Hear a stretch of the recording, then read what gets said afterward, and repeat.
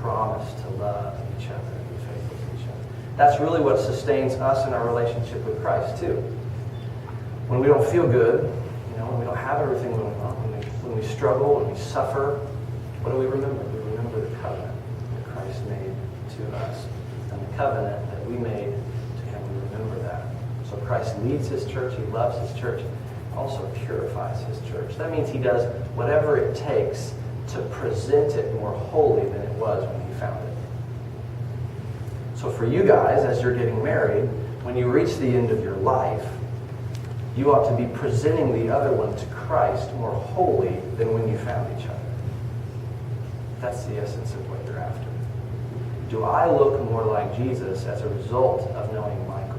Do I look more like Jesus as a result of knowing Katie?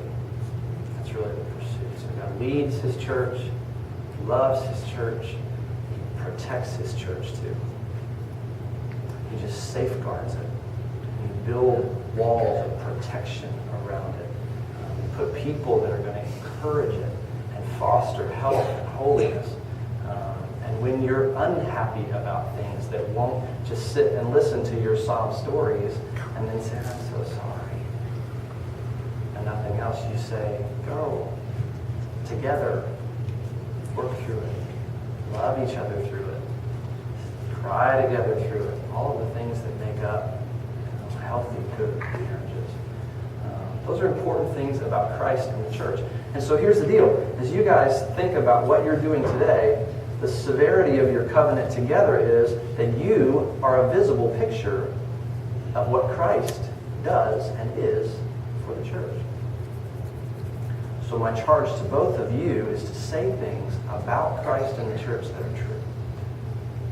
Say things to other people as they look at you, as they look at your marriage, and as they look at you guys taking care of maybe your kids in the future, and all of those things. Say things that are true about Christ and the church. He loves the church. He leads the church. He protects the church and provides for the church and purifies the church. All of those things that Christ does for the church. That's my charge to both of you. To say things that are true about Jesus